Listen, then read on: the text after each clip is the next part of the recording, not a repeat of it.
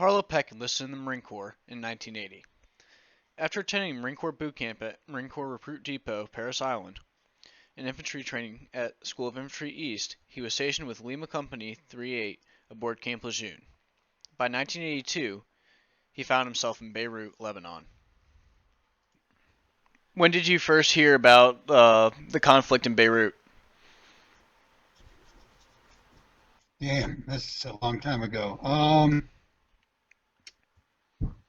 I don't remember if that was in. No, it had to be on the news. News. That's when I heard about it. And so you had heard about it before you found out that you were going to Beirut? Correct. And 2-6 was the first unit in there. They pulled out, and then 3-8 replaced 2-6 from off a regular MU deployment. what years were you in Beirut? 82, 83, 84. Parts of. I was in Beirut. So Christmas of 82, and then I was back there again in 84. did you think that you were going to end up in Beirut when you left on deployment? We knew it. We knew we were going to Beirut. It was just a matter of when and how. Do you think that you were ready or to go to Beirut? Trick question. Was I ready? You're never ready because you don't know what to expect or where you're going into. However, you've been trained to do your job. So, yes and no.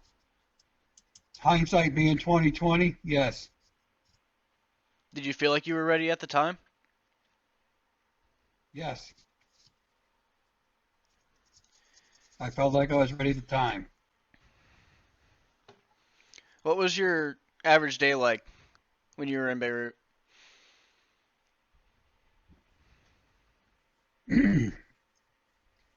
Well, it was standing post. As an NCO, I was corporal of guard. I checked posts. And when you weren't on post, you were filling sandbags. First time I was there, I was stationed at university, and we had to improve the position.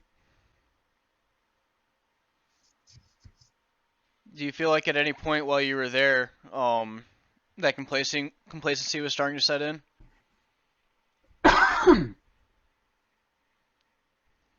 To an extent, but we had the fortune or misfortune of watching the gunfights in the hills and in the towns around us. So it kept you focused to a point. However, the readiness level slackened. And as an NCO, what did you do to combat that?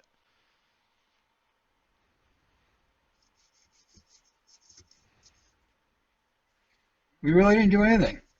We just carried on. And when something hit, we had a lot of react drills, and that helped focus people. And that wasn't anything at my level. That was at the company level and platoon level. We were limited. I was a machine gunner. We ran gun drills. But that was about it. Do you feel like you were ready to react to anything that would have come your way?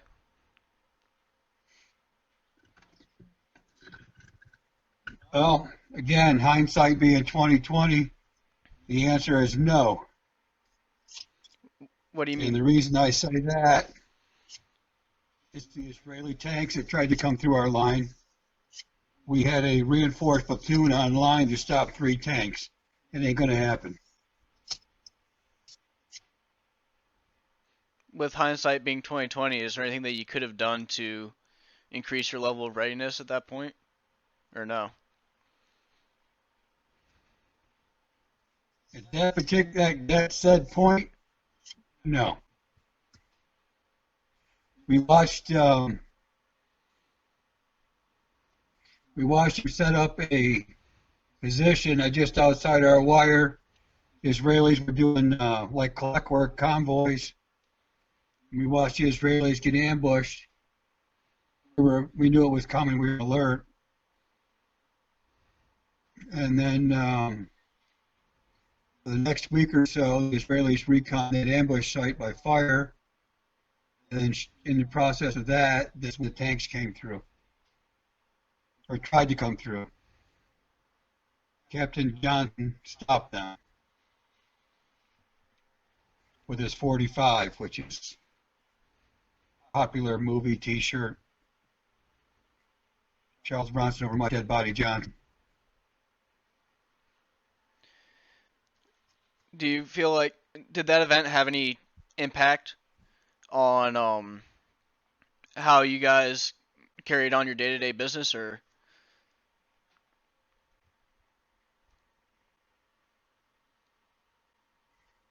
Well, other than we had people on watch, people that were standing post were a little more observant. Um, we had a Stapleton team on the roof anyway for night time, which they had the nods, which came in handy, which we didn't have on post, but that was the general overwatch basically for us. um now just to preface this, you were not in Beirut at the time of the bombing, correct? I was not there during the bombing. I was there before and after.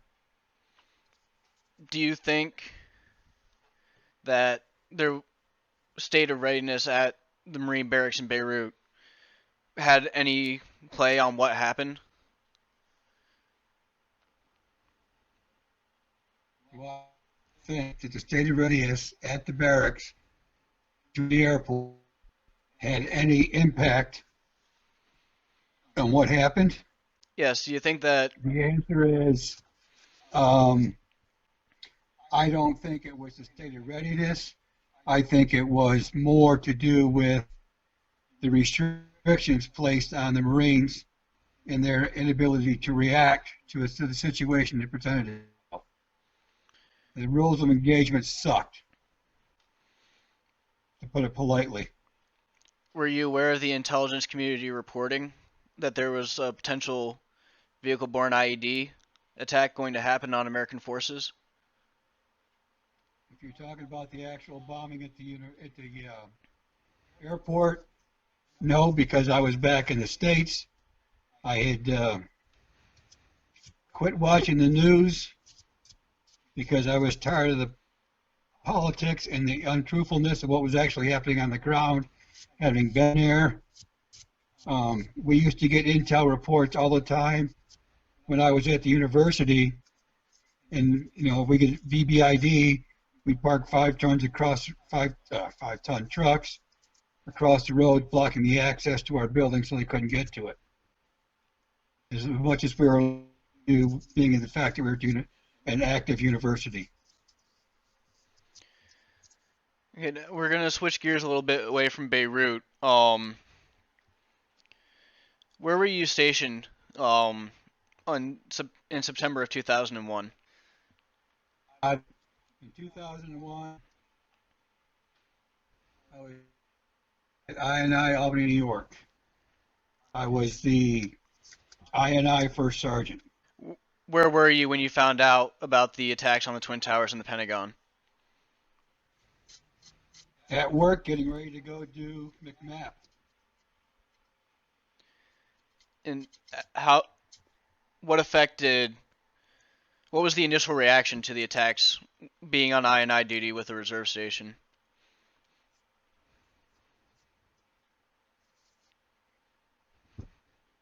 We all wanted to stay there and watch what was going on. The instructor said that we needed to continue on with training. We went out to a training area and did training until such time as we were recalled. Got word from 2nd Battalion, 25th Marines to let's shut down the reserve center. How long was it in the time from when the attacks happened to when you were preparing your unit to deploy?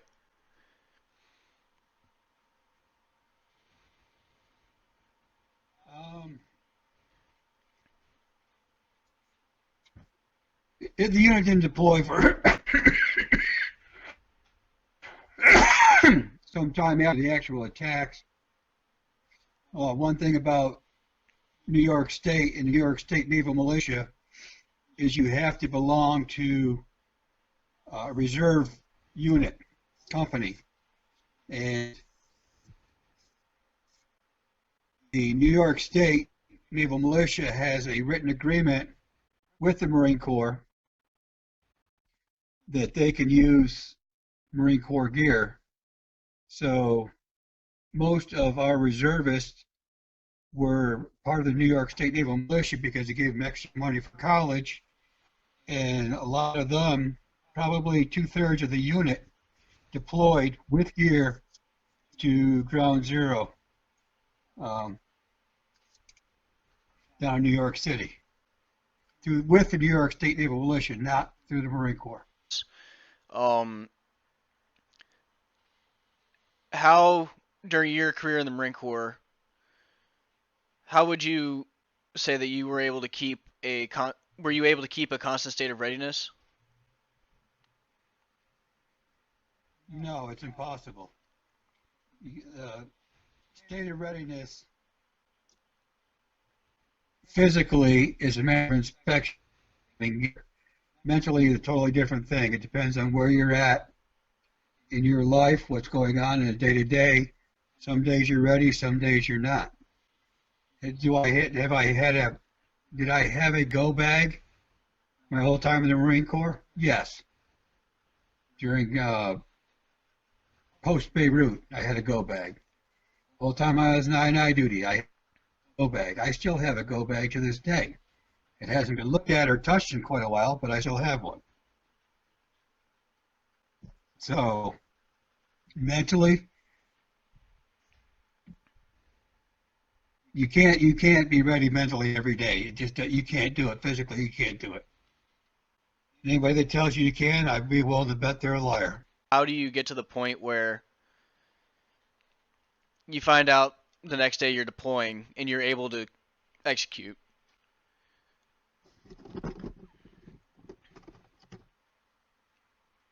That depends on the individual. From a command perspective, it's totally different. You're dealing with wives, families, kids. Each individual is going to be different. The only thing you can do from a command perspective is tell the truth, be forthcoming, and hold as many family briefs as you can. The individual Marine, 9 times out of 10, living in the barracks, this is the reason that they're living in the barracks. This is what they want to do. It's not an issue for them. It's an issue for the families. Marines have been trained to do what they're going to do. Most Marines will tell you that their training has prepared them for what they're going to experience. Families, especially ones that don't know anything about the military, guys that married their high school sweetheart, are the biggest problems when it comes to something like that. How would you recommend Marines be situationally aware on almost a global scale of what is going on in the world and being ready to react to certain things?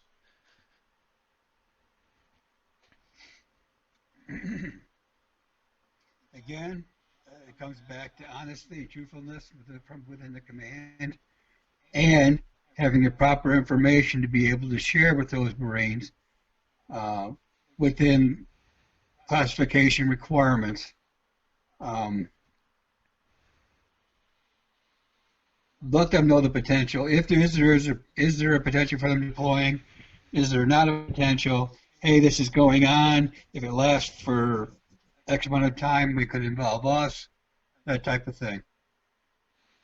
Do you think that there's a tendency within Marine leadership to over-exaggerate certain events in the world and the potential for U.S. involvement? Tend to sensationalize what's going on in the world and potential for involvement as a means to get the younger Marines ready. I don't know that I agree with it because if you're trained properly all the time, your Marines are going to react the way they're supposed to react. But based on the question that you asked, I would say yes, they do. Um, but it's usually the poor leaders or the weaker leaders that do that. It's not, hey, we're going to war. This happened. It's not about that. It's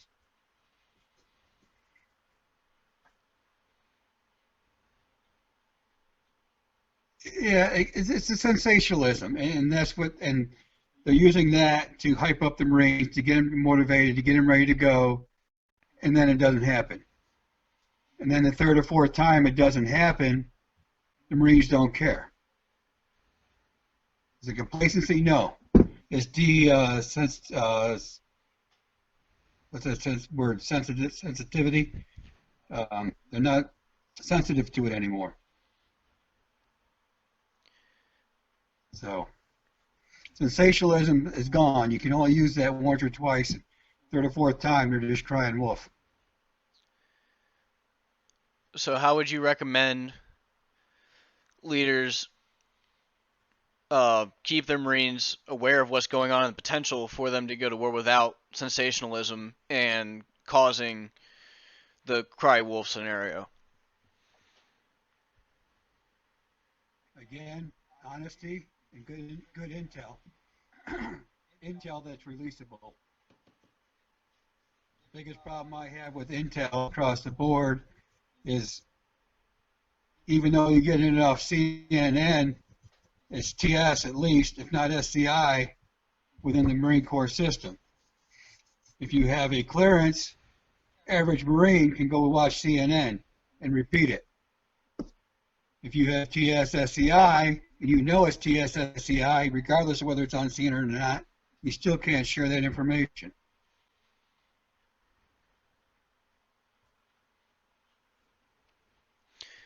Make sense? It makes sense.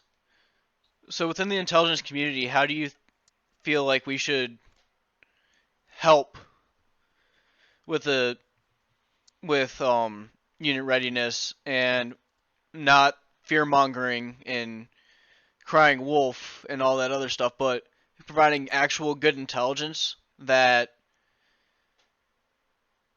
when it comes down to not saying that the sky is falling every other day so that when the big reports come through, they actually have the effect that needs to have.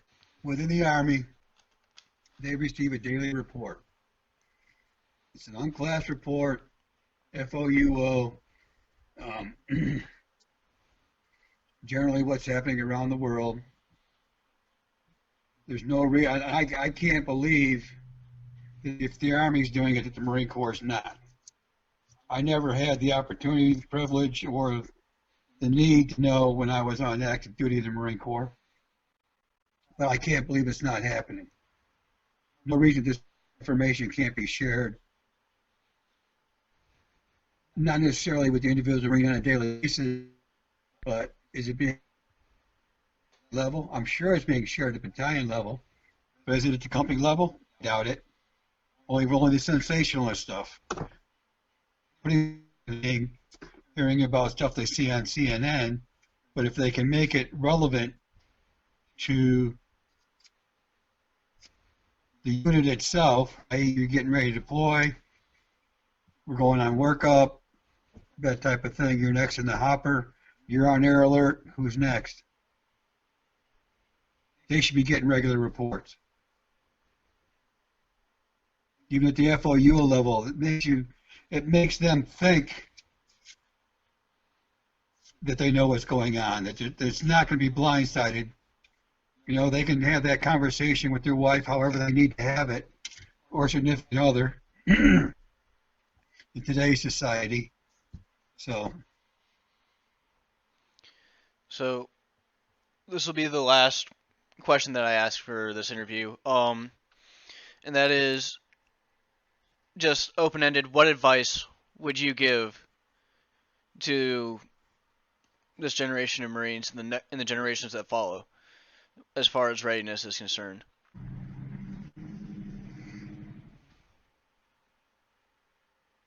You signed a contract with the knowledge of what may or may not be required of you in the future. Whether you're married, got married, have kids, it doesn't change what you signed up for.